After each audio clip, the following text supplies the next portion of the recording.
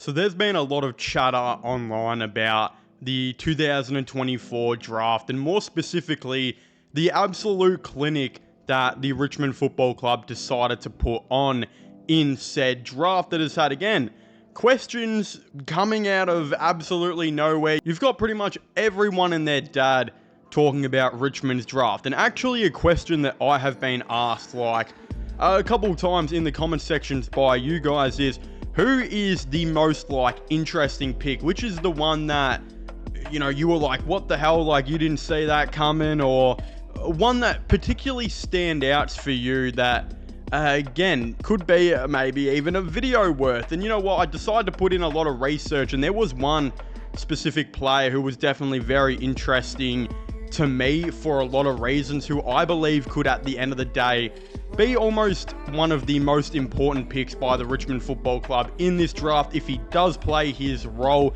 Again, before I do get into that, I would just like to say there is still a decent amount of you guys who watch these videos who are not yet subscribed to the channel. So if you could do me a massive favor and leave a like on this video, and of course subscribe to the channel. Again, it would mean a lot to me if you guys could, of course, do that. But again, obviously, every single pick in this draft was pretty much important by Richmond, because this is literally the start of their rebuild, a start of a rebuild that will hopefully lead into another premiership in the near future. But again, there were the important picks of obviously Sam Lawler, Josh Smiley, and a Harry Armstrong, who we all know about. We've heard everyone and their dad in the AFL community talk about, and I guess kind of drool over the fact that these blokes could be starting something really new and awesome at Tigerland. But one guy that no one's really talking about at all, who really was interesting to me as soon as we picked him, does happen to be a guy that the Tigers decided to not only pick on the first night of the second round, but also a guy that the Tigers thought was so impactful and important to their potential future and team that they decided not to trade away that pick to the 14,000 AFL teams that were calling and offering overs to try and get. And that does happen to be Thomas Sims. Now, the reason Thomas Sims is, I think, so important to Richmond for this rebuild, and a guy that should be talked about way more right now, is that he's not just the standard key forward that, of course, the Tigers really needed. There was one thing that I think a lot of people really forget that the Tigers needed so badly in this draft that is not being talked about at all, and that does happen to be a backup ruckman. Again, in 2023, the Tigers thought they found their backup ruckman answer when Ben Miller played a really crucial role for them, and again, did really well as a guy who played as that backup ruck, who could move all over the ground as a key forward, as a key back, and could move, of course, in the midfield in transition. A very good opportunity for a guy like that the Tigers thought, we've got our man here, but of course was lost in 2024 when he had to become a full-time key back again because of all the injuries the Tigers had. Because of Ben Miller's departure down back, Richmond were really left with a massive question of who is going to be the backup ruckman for this team. Who is going to be the ruckman that gives Nank a chop out when he needs to go to the bench and eat a meat pie and some pickle juice or something? I don't know. Again, there were a lot of players the Tigers decided to try. We, of course, saw Marlon Pickett in there a lot for Richmond, which wasn't pretty. At the end of the season, we saw Jacob Kazitsky even get moved into there, which also was really not pretty. Amongst a ton of other different players here and there were thrown into the ruck, and I would say 99% of the time they were all majority-wise killed in the ruck, especially if we had to play a backup ruckman on an actual ruckman in the league. You'd maybe win a hit out 1 out of 10 times, and that is being very nice. And that's even with players like Samson Ryan, who I didn't even mention, a 206 centimeter guy rotating in the ruck and not being able to have any effect at all. And this, of course, got really serious. I think us Tigers fans forget how serious this was throughout the season, when we had to watch players like Marlon Pickett and Jacob Kazitsky play a lot of big backup ruck minutes, and you're looking at a dude who's Marlon Pickett's like, I think 6 foot, well out of his prime, an old guy who literally would retire at the end of the season, having to play ruck against a bunch of dudes who are like 6'6". It was just a massive disaster for Richmond that I feel like no one really talks about. But obviously we all forgot we kind of needed a backup ruck in the draft, and again, everyone forgot about it except Richmond, where they cleverly decided to pick Thomas Sims, who was actually ranked as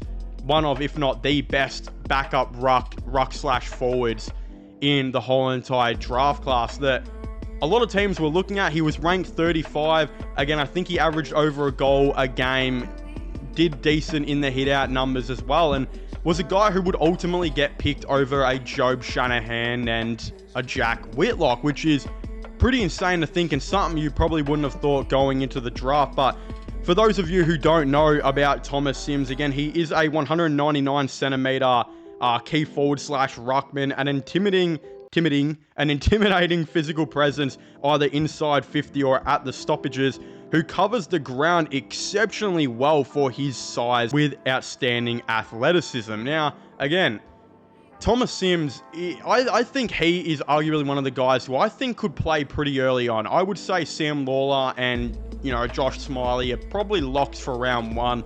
And if I had to say another guy who I think is a really sneaky chance in this draft class to be an early round 1 guy, especially if he plays well in the pre-seasons and trains well, does happen to be a Sims, because I think Richmond know how desperately bad they need a backup ruckman. And if Sims could come in and literally only give them maybe a goal a game and, of course, 10 hit-outs a game and just have an effect around the ground, Richmond would be so happy with that. And that's, again, pretty mediocre stats for a key forward. Decently okay stats for a backup ruckman/key forward.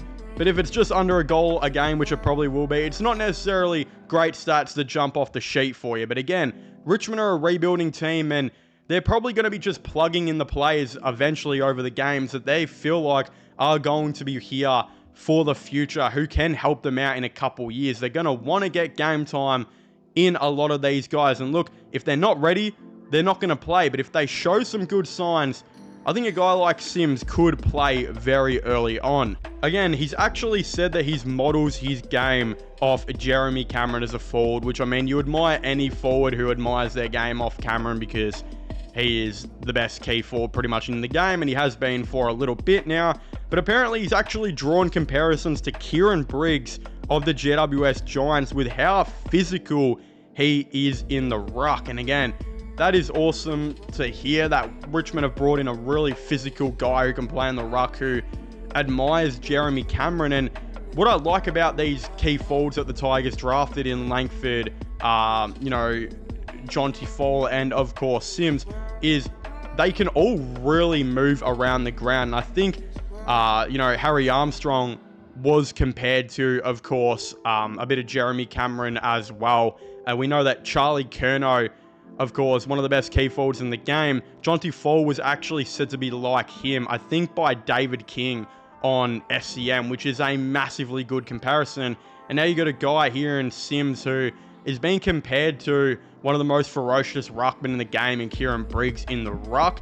Again, that can only excite Richmond fans right there. And it's something really interesting for the Tigers to think about, because, yeah, they could realistically be having like 3 draftees going into round 1, which is just insane to think. And that's the minimum. I think 2 of them are 100%. I think a 3rd is very likely. And I wouldn't be surprised if a 4th does really well. If the Tigers do look at that, again, they probably won't, because I think any more than 3, they'll shit their pants on the big stage and get blown out by 150, which is just something you don't want to do against your rival in Carlton. But I just think this is super interesting and a very underrated pick by the Tigers, who realistically should fill in a massive hole and a massive gap and need for what Richmond are going for. But of course, again, if you haven't already, please make sure to leave a like and subscribe to the channel. Comment all of your thoughts and opinions down below. Who do you guys think will be the most important draft pick player for the Richmond Football Club? Of course, don't forget to subscribe to my gaming channels and my IRL/flowing channels, which will all be getting linked in the description down below. And I guess I'll see you guys next time. Goodbye.